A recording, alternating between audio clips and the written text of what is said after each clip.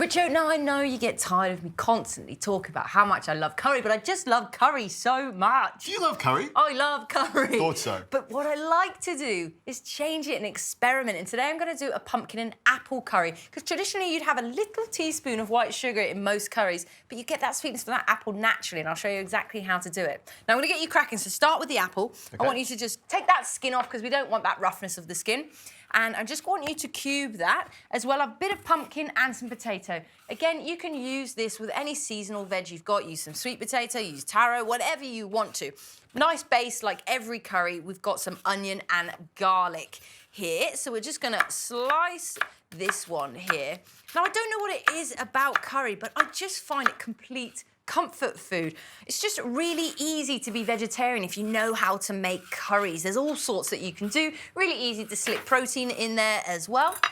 Now, not the sort of protein that I like, though. Not the sort of protein that you like, but do you know what? This base of any vegetarian curry, you can just add whatever meat that you want in there. So I've just heated up a little bit of extra virgin olive oil. You can use ghee, you can use coconut oil as well there too.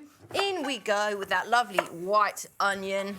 We'll just get another one here. And it's a lot easier when you've got someone helping you doing all the dicing and chopping, doesn't it? It's a lot easier. Now, I'm going to actually, a bit different for me, have a bit of a mild curry with this one. No, it's not a korma. I'm not using any coconut milk or anything like that. But I'm not going to use too much chilli. You don't always have to use spice, like real chili spice. This is a great curry you could cook for kids as well because it doesn't have the chili in it. Start them young. Yes. That's what I think. That's what my parents did. Start me young on those Indian curries and you will never look back. Now, Rosie, I started eating curry from a very early age. I grew up in Malaysia and I sat on my Indian Amma's, who was a nanny's knee, and I would eat curry. And I have loved curry every single day ever since.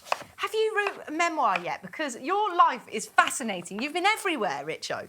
So in we go with the garlic there too. So we've got the apple, turmeric there, ginger, and potato as well. I'll line all that up for you. That's it. Now, of course, we do need spice. Now, I'm going to go with just the nice fresh spices here. So I have some turmeric. Brilliant anti-inflammatory properties. It goes that bright yellow, which means lots of nice antioxidants there too. About 2 tablespoons, really, of this one here. Now, you could use powdered turmeric as well, could you? You can use powdered turmeric. You don't need to use as much when you use powdered because that means it's quite potent. So in we go. Just toast them off a little. Nice bit of ginger. I really love ginger here. So this is a very fresh, healthy curry. Not too many fats in it, but lots of lovely, nice fruit and veggies. I tell you what it's also got is a lot of diced vegetables. I've just gone nuts here dicing. Oh, well done you. You can have a bit of curry as payment, I think, for that. I'll be expecting it. Yeah, so in we go here. Now, if you could just bring me that broth over there.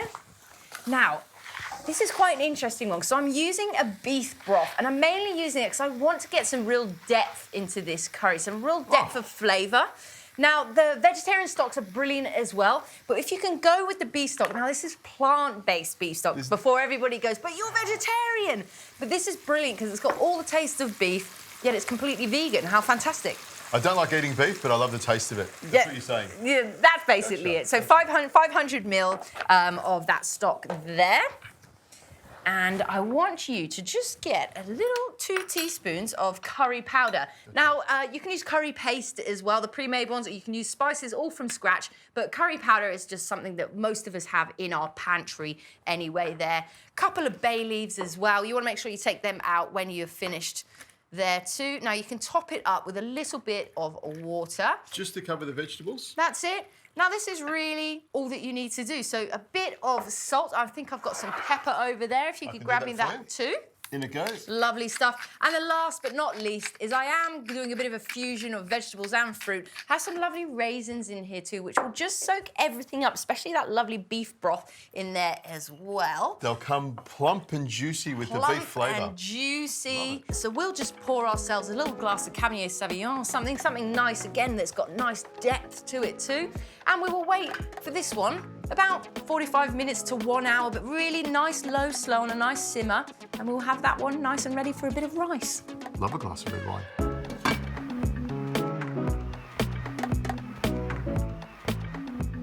Doesn't that smell divine? It is. It's unique, isn't it? It's different, and that's that apple. You can smell those sugars in there.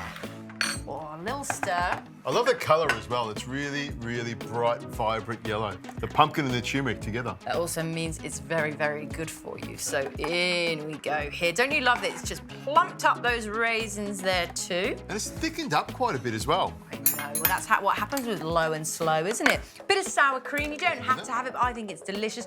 It just kind of adds another tartness to it. But remember, this isn't spicy either, so we don't need to cool anything down. All right, I'm just going to Yeah, go go straight into for the it. curry because that's what I want to try. Bit of wild rice for me there too. It smells really good. It's got that curry flavour to it, but that sweetness really comes off it. That is fantastic. It's a soft, gentle curry flavour, low and slow. It's all cooked beautifully. That's exactly it. It's a gentle curry, so great for the people that think curry isn't for you. This one is for you. And beefy as well.